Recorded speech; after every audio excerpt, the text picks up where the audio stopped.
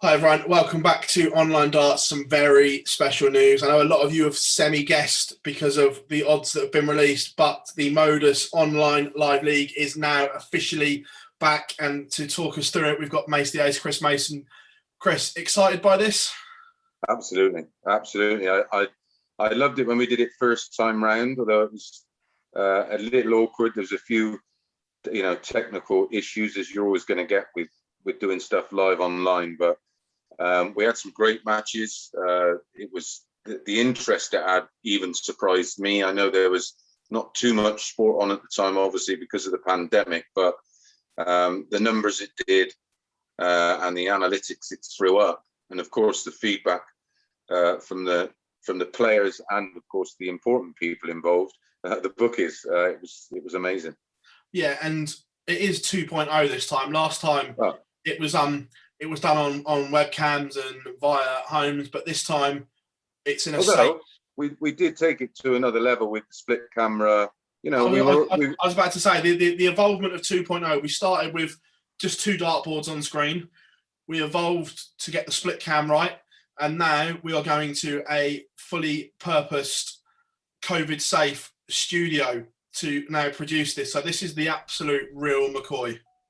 Yeah, it's being done in a TV studio, very much like the PDC's Championship League of Darts, but that was back in the day. It used to be at Crondon Park. It's a full setup. The demand meant that MODUS could do the investment, and the lineup, which we'll talk about in a bit, is incredible. But yeah, we were innovative at the beginning, and I think that was rewarded, as I said, in the numbers and the continued interest from our paymasters from then on, and of course the players. It was a great opportunity for the players. A couple of the players obviously went on and secured a tour card this year, so it's a great opportunity for the players. There's quite a few players involved that are also involved in the MAD, Steve Brown's concept, and there's some legends. There's some current players. There's some players that have just dropped off and didn't secure their tour card. So great opportunity for us to bring some top quality dart action to not the normal demographic of your usual dart fans, but of course those that would punt on college football and everything else. It's fitting in a slot where there's no sporting action, and not none, but very little.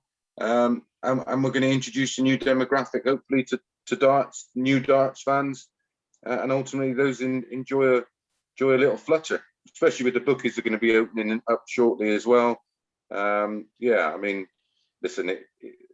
if the interest wasn't there, the investment in this incredible studio, and as you said, totally COVID safe, but the studio, I know you've spent the last month or so involved in the building and the tech side of it, but it really is something special. It's right up there with anything else that's being broadcast on TV and certainly online. I was going to touch on that. Obviously, beforehand, it was great. People were playing from home, but it was hard to set people up during lockdown if they didn't have like a laptop with the right spec or their internet. This takes everything out of the equation. And now, if you're not in this 128, this is a real opportunity for players to come and get involved, play with the very best outside the 128 tour card holders. And like we saw last year, when darts returned, Keane Barry, Richie Edhouse and David Evans, I don't need to say anymore. What it did for them is testament to what this can do for players trying to reach the next level. Yeah, absolutely. And we've seen some absolutely incredible averages and unbelievable matches. Plenty of averages in excess of 100, which is testament to the players. Because as we know, behind the scenes, sometimes it was just a nightmare, and the players were having to, resolve technical issues on their own, of course, because there was nobody allowed in the house to help them. Sometimes mid-match, and like you said, this is taking everything out of the equation. They are now in this bubble, and all they got to worry about is throwing darts. So, I think we're going to see much better darts across the board, and we're going to see the players performing at their best. And yeah, I mean, even though it was behind closed doors and in their bedroom or in their kitchen or in their living room, it still was a great opportunity to be involved in something competitive, and a lot of these players are going to earn some decent money out of this, and it's great practice, for when a lot of these players will go forward and play in WDF, and we're not quite sure where Challenge Tour is going to fit in at the moment. So what a great opportunity to continue to play now really competitive darts, one-on-one in a studio with a player. It's going to make a huge difference. It's all about opportunities, and it's all about honing your skills. And for some of these players, they're way more experienced than the others. So a lot of these players that have little to no experience are going to learn a lot from it. And I'm sure we'll see some of these players go on next January, February time and secure a tour card. I certainly wouldn't be surprised, looking at the list of names. A fair few of them went very close this year, and no doubt would do great things on the Challenge Tour if and when it returns. Well, touch on the name, I'm just looking at it as well. There's some serious silverware winners on show here. It's not just like, again, we struggled to recycle players last time. There's some serious talent on show here. Obviously, kicking off week one, no more so than the 3 times champion of the world, Martin Adams. The ever young Martin Adams, 64 years of age, still throwing 100+ averages and 9 darters. Yeah, I mean, he was unbelievable last year, wasn't he? I mean, him and Aaron Monk gave us 9 darters, which I certainly didn't think would happen. But yeah, he's evergreen, is Martin, and he no doubt he's continued to practice as he did do prior to us introducing the Live League last year, and he's going to be a major threat. There's no more experienced player in the field, and he demands the respect he deserves. Yeah, he was great value for money last year, and you could tell he was always laughing. They loved every part of it, and why not? Some of the darts he threw were, as good as I've seen by anybody in that environment. And he hit some bit. I think his best average was 113, wasn't it? Something like that, yeah. Ridiculous. I think it was only Boris that did higher, or when he went on that ridiculous 2-hour treble 20 hitting spree. And Boris secured his tour card this year, didn't he? Which was great to see. His PDC's gain our loss. Yeah, he doesn't have much of a B game, but my goodness, when he's on, isn't he?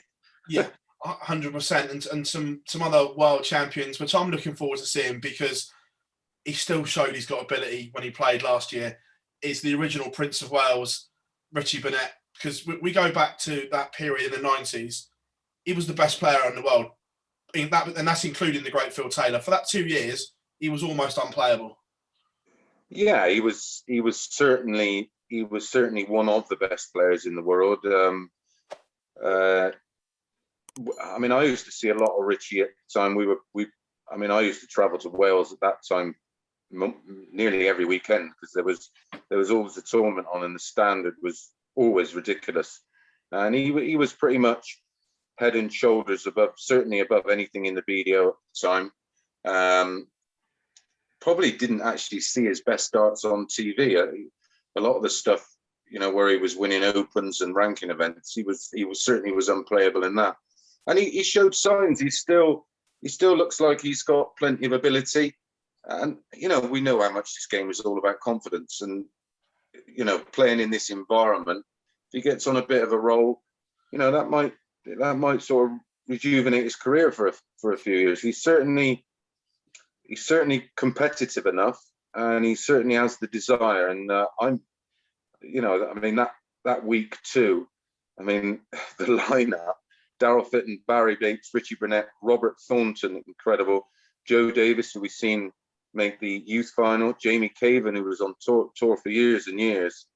And then Adrian Dick Gray, Diogo Portela, both just recently lost their card. Fallon Sherritt, Colin Monk, wow, that's a real blast from the past. I cannot wait to see Colin Monk, former world master, multiple ranking event winner, Chaz Barstow and Paul Hogan, who, we know our darts to beat Glenn Durrant, of course, in one of Glenn Durrant's World Championship winning runs.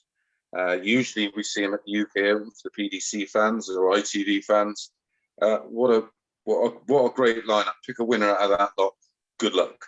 Yeah, Paul Hogan, the best professional amateur we've ever seen, I think, on the on the tour. But like you say, Robert Thornton, pedigree up there with the highest. Jamie Caven played on some of the best TV stages we've seen, the same as Barry Bates, Darryl Fitton, Fallon Sherrock, who arguably changed the face of global darts. What she did. Even MVG and Phil Taylor haven't been in the New York Times. No, exactly that. I mean, there's a couple of players I've gutted for over the last couple of years, Peter Wright and Gezi Price this year, because what a couple of years we've had to be world champion and not to take that trophy on tour. And Fallon, of course, with her incredible couple of victories in the Worlds, has captured the imagination, and no more so in America. And of course, she was due to go out there in the World Series and play at Madison Square Garden in New York. Women's darts at the moment is just incredible, and it seems to get better and better. And Lisa Ashton, she's improved so much from playing on the men's tour, and of course became the first woman to hit 100 average only last weekend in the UK Open. So yeah, great for Fallon, herself, Lisa, and of course Anastasia and Mercure, who continue to fly the flag for women's darts. And as we seen last year, Fallon more than held her own in the MODUS Live League. 100%. And you talk about the interesting dynamics. Obviously, in week 3, we've got James and Joshua Richardson. James famously beat Raymond van Barneveld at Ali Pali. Josh won the BDO World Youth at Lakeside. So again, there's pedigree there. We've got some stories from Q School in the past. Matty Denon, we obviously all know, thanks to Glenn, because he tells us every time that Matty Denon missed 3 darts to knock Glenn out of the final day of Q School. It could have all been so different. But both players. Yeah, Matty's a real talented player. When I was still living in the West Midlands, I did a lot of practice with Matty in sort of the infancy of his career, and tried to prep him up for getting a tour card. He's had a couple of good years and then just sort of drifted off, but ill health, had a couple of kids and a few things going on behind the scenes. So, he's another player that will relish the opportunity to play in this environment and just, again, get confidence. This sport, they can all, I received some flack, when we had this, I think the semi-finals of the recent UK Open, and I said, they're all of equal ability, totally different in experience and understanding of the sport, and certainly achievements. That was backed up by Humphrey's victory over MVG. We've seen them hit massive averages. We've seen a lot of these guys involved in it, massive averages. But form is just a temporary thing, and players can drop off, as we're going to see. That lineup you mentioned, Mike Warburton and Les Wallace. Wow, now there is a blast from the past. Former BDO world champion, wonderful left-handed player. For me, although won the world title amongst other things as well, sort of underachieved really, because he was unbelievable talent at that time. Very much like Burnett, had a relatively short window, but I can't wait, like him and Colin Monk, I can't wait to see what they produce. Colin Osborne, former Championship League of Darts winner, Josh Richardson, James Richardson, father and son combo in that group, and then a few players that are sort of at the other end of their careers in Ben Hazel, Josh McCarthy, Keelan Kay, we've seen playing it last year, and then Corrine Hammond, another lady involved. Yeah, and Lee Coxford, Bruce, of course, who I don't know that much about.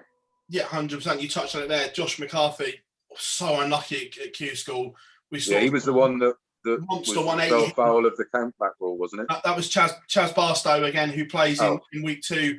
That if the 128 games would have counted, would have had a tour card. But he's played in the first 2 Super Series, so again, pedigree there. Rob Collins, another one, done really well on the Challenge Tour. We saw him at the UK Open. Conan Whitehead just dropped off the tour. Scott Marsh played on a Euro Tour. Kevin Burness, someone that's won on Ali Pally stage, and Tom Kirby winner. Yeah, former Tom Kirby winner, and trust me, that's tough.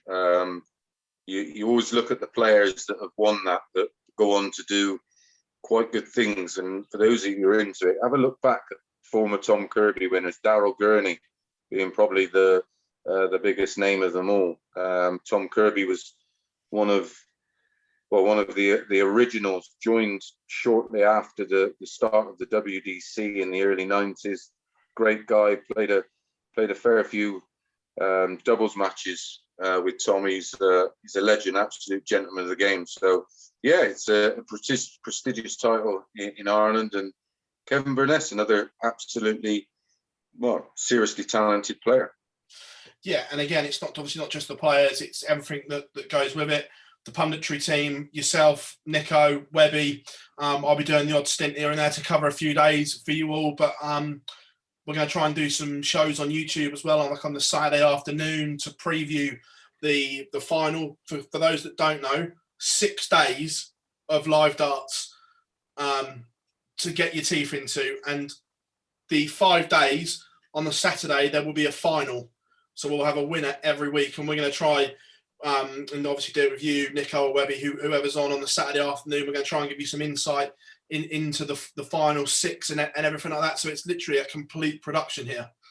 Yeah, absolutely. And we want the fans involved. We're going to do some competitions, some giveaways. We really want dart fans to get involved in this. We really want them to play their part. We want all the feedback, negative and positive, of course, because the negative feedback gives us an opportunity to improve. But yeah, listen, this is about the players and, of course, about the fans of darts, and it's a great opportunity to see something different.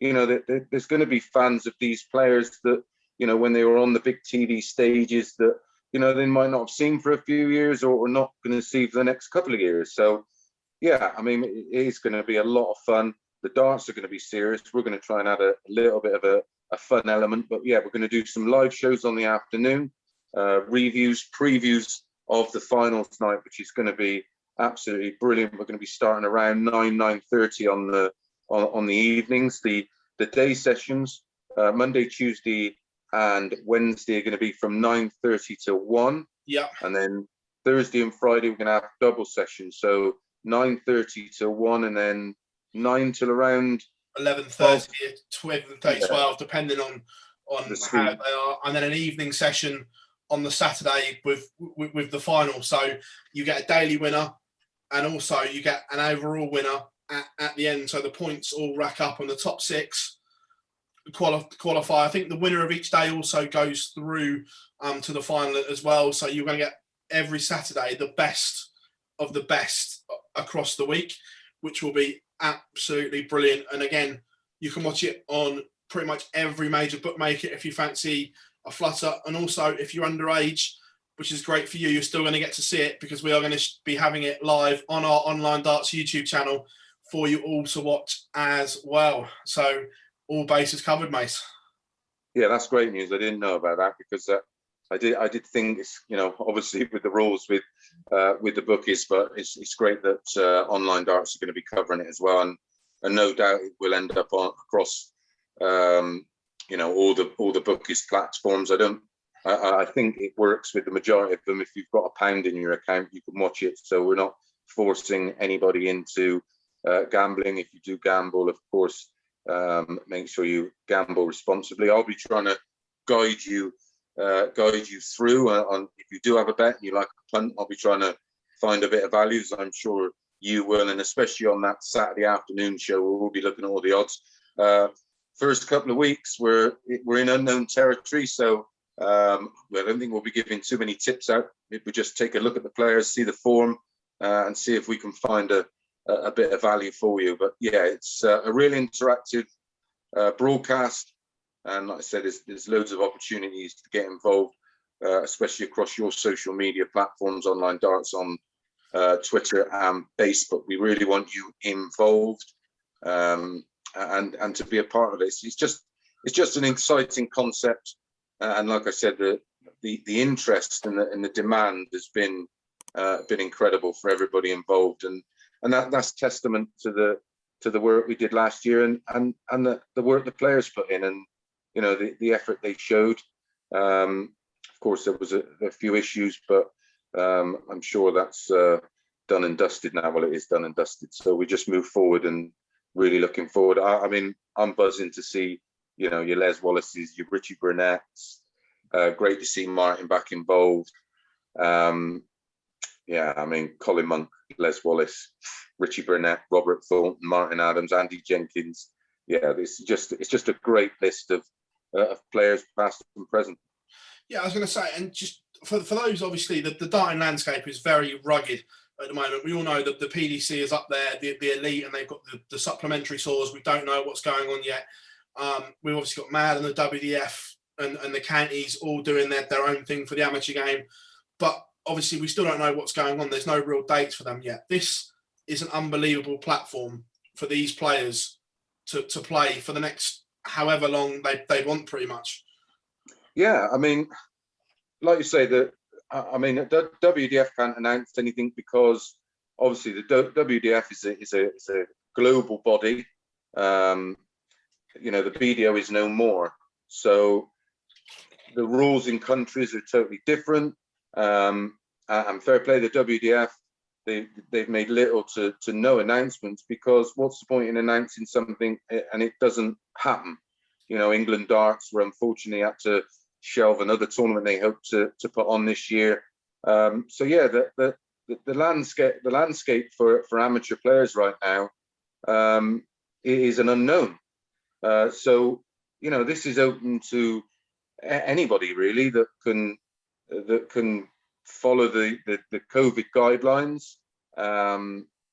That's not a tour card holder, and what a great opportunity for when things do go back to normal for a lot of these players, whether it be the counties, whether it be England Darts, whether it be MAD. We've launched MAD as we hoped things would get back to normal a little bit quicker than it has done.